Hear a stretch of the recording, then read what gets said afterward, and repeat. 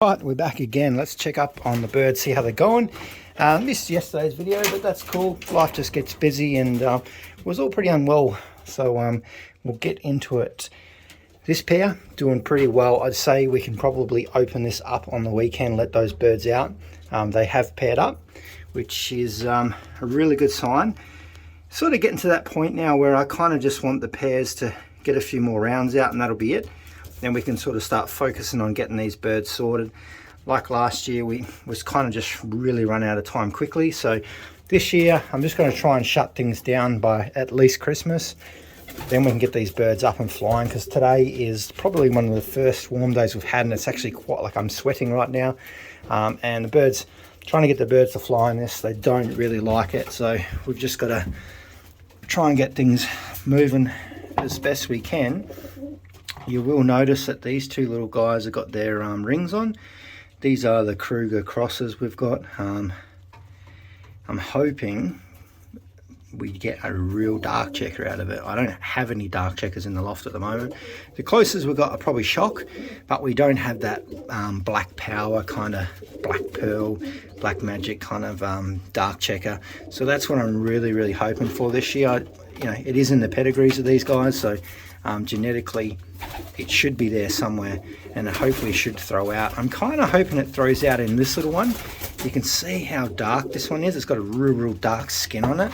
Let's see if we can bring it in a little bit more, but you'll see it's kind of got this real darky tinge to it. So I'd be over the moon if this one turns out to be a little real dark checker. That would be super cool. But this one looks like it's going to be pretty light, so we can do it. It doesn't really matter, but it's just one thing I'd like to see come out of one of these rounds of the Krugers, because we've got this pair down, and the dark checker's in the pedigree of the father, and the dark checker is in the pedigree of this cockbird as well. So hopefully it throws out somewhere there, because it is a really beautiful bird.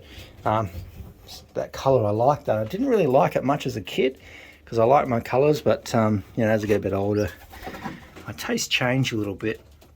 So this is our other pairing, which is going to be reasonably interesting. You can see this one here has got those white flights. There's probably 4 on the very end there, which is, don't want to show that ring too much in case one of you guys trap these birds. You're going to know the rings. But it's going to be interesting. It's got the same on the other wing there as well. So we're definitely getting a lot of white flighters this year. So it's going to be interesting to see all those up and flying. Still getting a lot of blue bars and checkers, but we do have a lot more colour in the loft this year, definitely.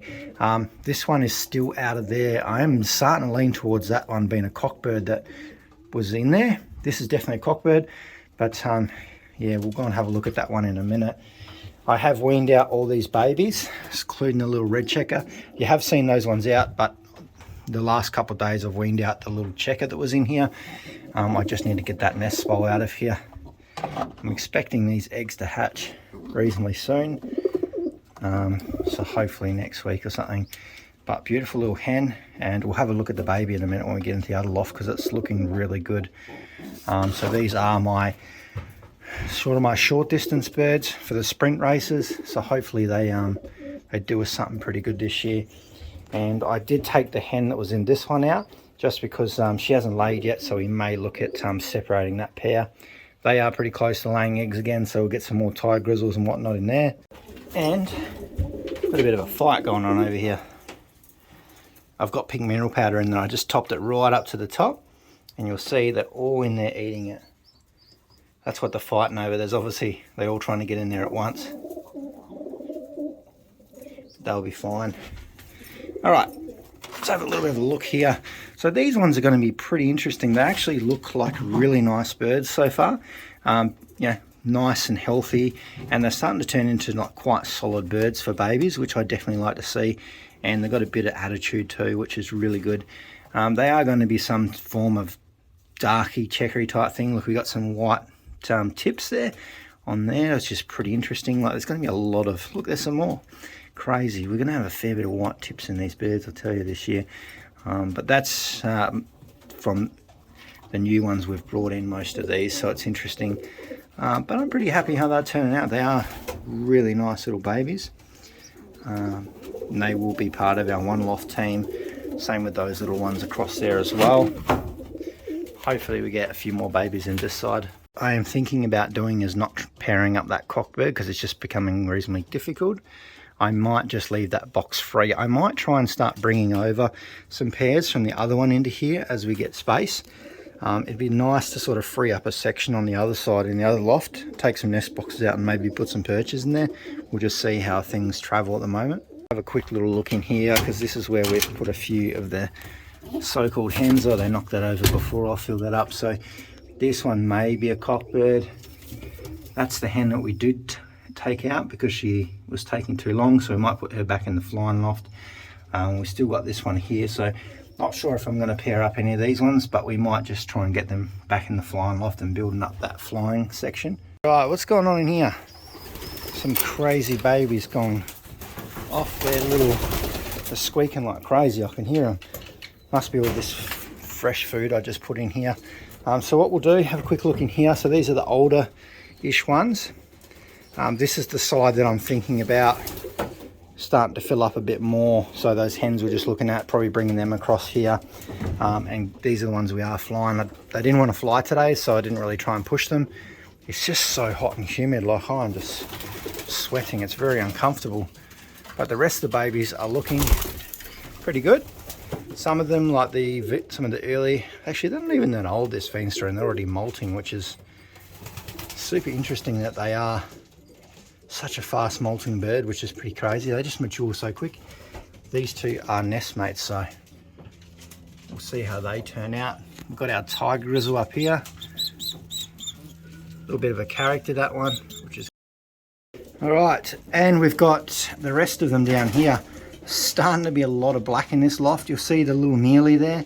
That's the one we just weaned over before a couple of days ago, eating and settling quite nice, and it's going to be a really nice bird. So I'm pretty excited to get that one up in the air. And we've got the little grizzle over the back there too. As I said, it's pretty warm, so my phone is starting to overheat, so we can't really make too long a video today. But all the babies are looking really good.